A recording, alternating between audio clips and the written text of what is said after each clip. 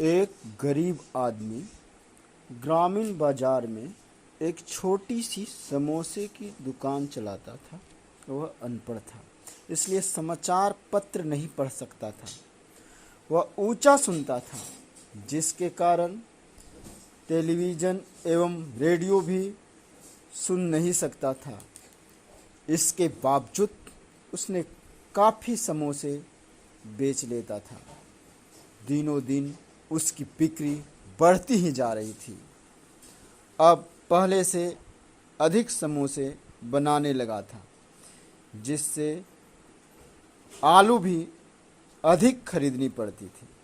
अब उसे समोसे बनाने के बर्तन और चूल्हे भी बड़े लेने पड़ गए थे। उसके समोसे बहुत फेमस हो गए थे। पूरा ग्रामीण क्षेत्र उसके समोसे के स्वाद से प्रभावित था। हर कोई उसके समोसे एक बार खाने के बाद दूसरी बार खाना चाहता था। उसी समय उसका बेटा शहर से बहुत पढ़ लिख कर आया था। बीए, एमए जैसी डिग्रियां हासिल किए हुए था। उसका पिता अपने इस पढ़े लिखे पुत्र को बहुत काबिल, योग्य और समझदार समझता था। पुत्र भी पिता के समोसे के दुकान में हाथ बटाने लगा था। कुछ दिन, कुछ महीने तो ठीक ठाक चला, मगर पुत्र के दिमाग में अपने पिता के अनपढ़ होने की बात मालूम था। वह सोचता था कि मेरा पिता पढ़े लिखे नहीं हैं, इसलिए उन्हें भविष्य और अंतर्राष्ट्रीय परिस्थितियों का ज्ञान नहीं है, इसलिए मुझे उन्हें इससे अवगत कराना, जानकारी देना, बताना चाहिए। उसके बाद एक अजीबोगरीब घटना घटी।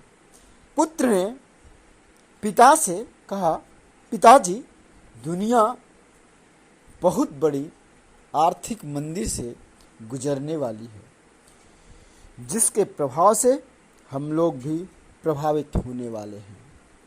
अगर इस समय हम लोग अच्छा फैसला नहीं लेते हैं तो हम दिवालिया हो जाएंगे। हमारी परिस्थितियां बहुत खराब हो जाएंगी। हमें आने वाले बुरे दिनों के लिए तैयार हो जाना चाहिए। उस आदमी ने सोचा, मेरा बेटा पढ़ा लिखा है, वह कॉलेज में ऊंची शिक्षा ली है, वह अखबार पढ़ता है और टेलीविज़न, रेडियो भी देखता सुनता है, फेसबुक, व्हाट्सएप, मोबाइल, कंप्यूटर चलाता है, इसलिए उसकी सलाह हमें अवश्य माननी चाहिए। अतः दूसरे दिन आलू की खरीद कम कर दी, समोसे भी कम बनाने लगा। ग्राहकों को समोसे अब नहीं मिल पाता था। उसने दुकान से अपना बोर्ड भी हटा लिया था, जिससे बिक्री कम हो गई। बेवजह मरने से पहले भूत बन चुका था। उसका जोश खत्म हो चुका था। उसे अपने काम के प्रति समर्पण खत्म हो चुका था। उसके दुकान आने वालों में बेहताशा कमी आने लगी और बिक्री भी तेजी से गिरने लगी। पिता ने पुत्र से कहा कि बेटे, तुम सही कह रहे थे, आर्थिक मंदी तो आ ही गई और हम लोग उसका सामना भी कर रहे हैं। अगर तुम मुझे सचेत नहीं करते तो हमारा दुकान का नामो निशान नहीं रहता। इस कहानी के माध्यम से मैं लोगों को यह बताना चाहता हूँ, या हम इस नतीजे पर पहुँचते हैं कि एक चालाक, बुद्धिमान, चतुर व्यक्ति भी गलत फैसला ले लिया करता है। अपने हौसले को मजबूत रखिए। आप जो भी हैं, अपने आप को कम न समझें। जरूरी नहीं है कि सिर्फ पढ़े लिखे लोग ही सही निर्णय ले सकते हैं। इसलिए अनुभवी लोगों से सलाह लिया करें। कभी कभी ज़्यादा बुद्धिमान लोग भी गलत फैसले ले लेते हैं। दुनिया प्रैक्टिकल पर चलती है, थ्योरी पर नहीं। हम बेवजह अनुभवहीन लोगों की सलाह मान लेते हैं और असफल हो जाते हैं। दूसरे से सलाह लेकर अपने सोच को बदल लेते हैं और आत्मसंतुष्ट करने वाली भविष्यवाणियां कर बैठते हैं। बिना पढ़े लिखे या कम पढ़े लिखे व्यक्ति भी अपने अपने क्षेत्र में कामयाब पाए जाते हैं, क्योंकि जिनका चरित्र कैरेक्टर अच्छा है वे हर जगह हर परिस्थिति में स्वीकार्य है। जो किसी काम के लिए प्रतिबद्ध हैं उनको कोई आगे बढ़ने से कैसे रोक सकता है। जो दृढ़ विश्वासी है, जिन्हें अपने आप पर भरोसा है, उन्हें सही निर्णय सही फैसले लेने से कौन रोक सकता है।